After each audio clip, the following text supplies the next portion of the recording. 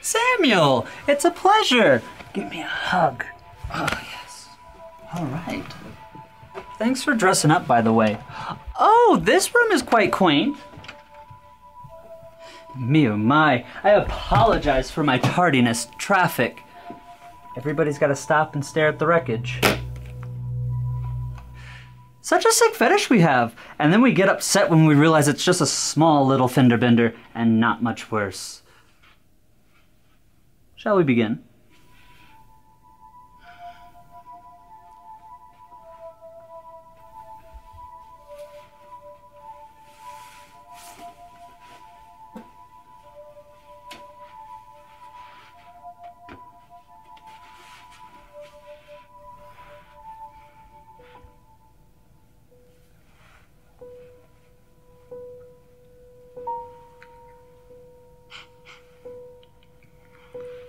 I'm rather enthralled that you've taken an interest in Teletrek Technologies.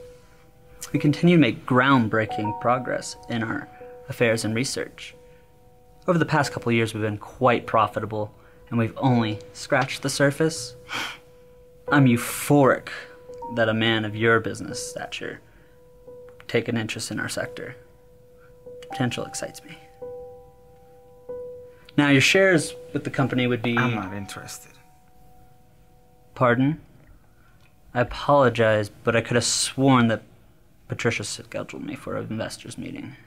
It's not the company I want to discuss. What? Speak up now. I said it's not the company I want to discuss. Oh, no? No. It's you. And your inventory. My inventory? Well, if that's what piques your interest, I can have Patricia get in contact with you, with our archives. And what about the stuff you keep off the books? I didn't realize I was here for an interrogation, but I assure you we have nothing to hide. What about the machine? Machine? What machine? We have lots of machines. I don't know what you're talking about. I've been digging through the trenches for years now. You might not remember people, but people surely remember you. Now, you're a pretty infamous figure, if I do say so myself. Yes, well, every successful pioneer has obtained some enemies from his practices. Does it work? I'm afraid I must be going.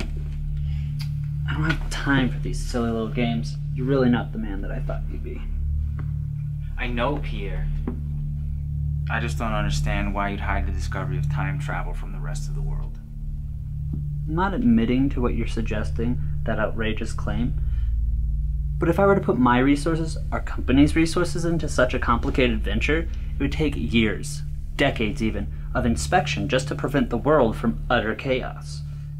Now I really must be going. I've wasted too much precious time discussing this with you. And what do you do to the people who know about it?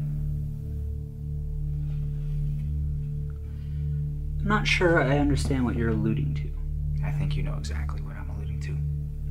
Do I look like a man of violence? No. I pegged you as a man of money. Money? $24 million. All of my assets. And what does your money have to do with me? First, tell me about these inspections.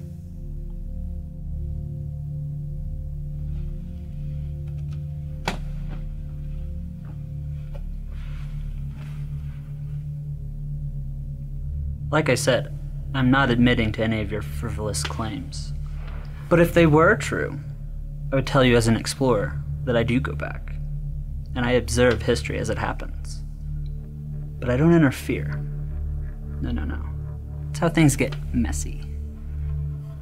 But I've been back to Kennedy, to Auschwitz, to Bethlehem. I've witnessed our revolutions and our genocides. Interesting creatures we are. Now, I assume you wish to use this 24 million to reminisce on something? There's nothing I need to relive. Then remind me why I'm still here. Ah yes, 24 million? My son was killed 8 years ago. My wife committed suicide 3 months later because of it. A boy killed. By whom? Smugglers trying to send me a message for my business affiliations. The man kidnapped him and put a bullet in the back of his head. 3 months later, I come home to my wife hanging in the basement. I moved to New York after that to escape, but there's no amount of distance from it. You without a doubt have my utmost sympathy. I've been looking for you for the past 7 years. And what exactly do you want from me? If you go back and stop those men from killing my son, I will give you that $24 million. That's preposterous. How would I stop these men? Killed them before. Oh no, I'm no murderer. That's out of the question. And I told you I don't get involved. I observe. How can you tell me that? I'm throwing $24 million on the table. I know you can do it. I know it'll be nothing for you. Just another day at the office. I'm not a killer. How could you ask another man of such a question? What the hell's wrong with you? Please. I need you. I can't deny the despair that drowns in your veins. So tell you what, my friend. You make it an even 30 million? Make it 35. Sell whatever shares you have left, whatever properties that are still in your name, and we'll call it a maintenance fee? A security fee, just in case something goes wrong. I don't know. I thought 24 was a reasonable price. You're asking me to take a life. How could I cope with myself after that? The traumatization of it all. I've never killed a man before. 35. Only if you promise me that my son will live. Of course, Sammy. I am a man of my word. No matter what the cost.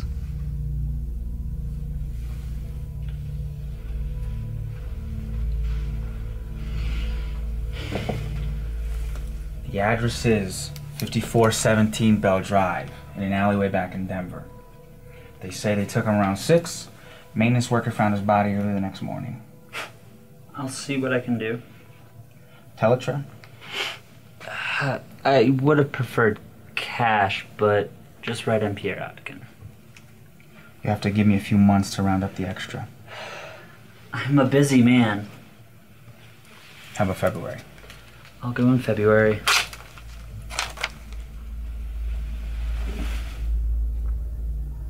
So you'll admit that you have the machine. I'm not going to tell you what you already know.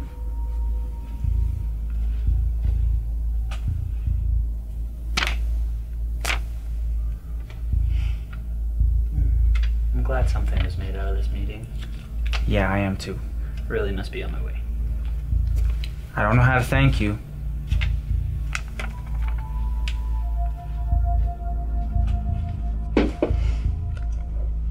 Hey, Pierre.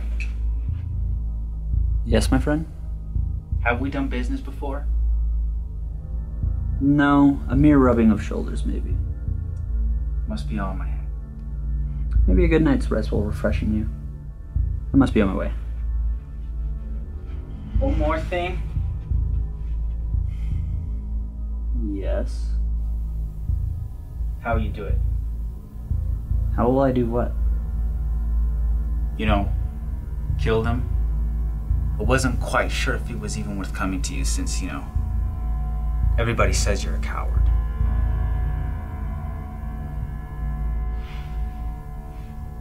Respect you too much to hide any more truth from you. I admit, I've lied. I have killed before. I've killed many times before, actually. Just not in the past. No. Only in the future. You see, it's easier that way. Less to worry about. Not as messy. You see, I go to the past to observe, and to the future to hunt. You've killed a man before. Many, technically, but not before. But don't worry about my work, friend.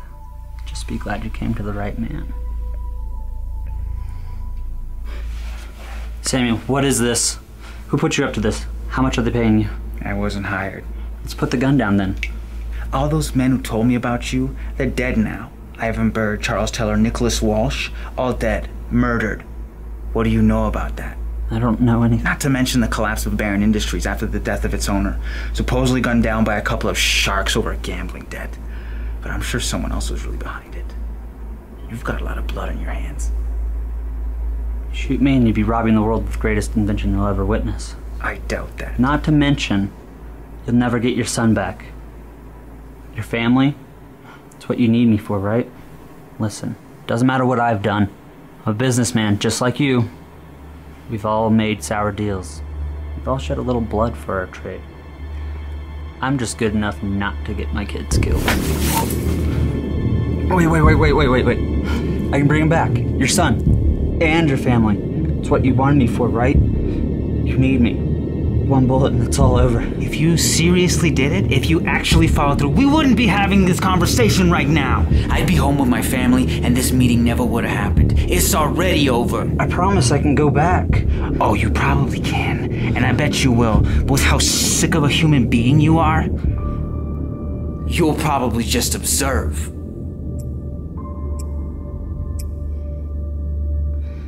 You're a fool. But I must admit you're a lot smarter than you were last time.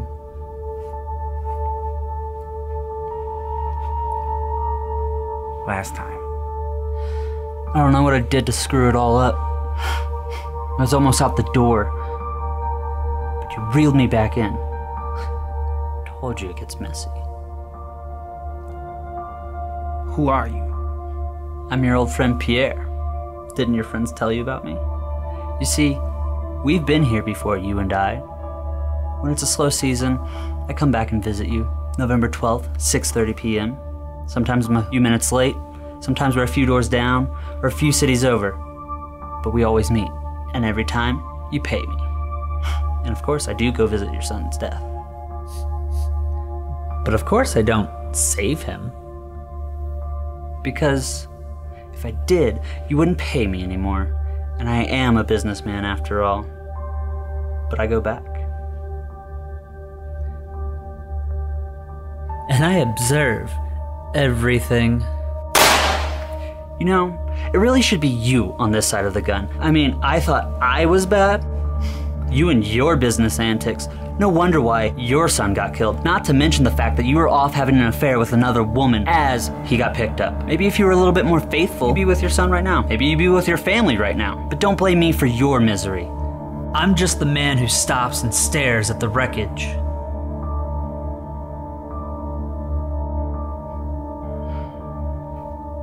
But in my heart, I always knew that one day I would save the boy. One day I would stop those men. I'd risk everything for it. It's not his fault that his father's a man of disgust.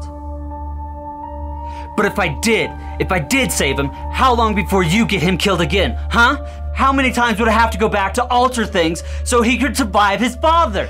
How long before we have this meeting again anyways?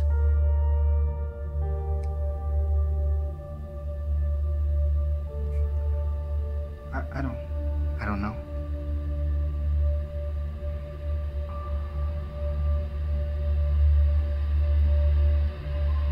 But we're not having it again. Samuel, wait, please.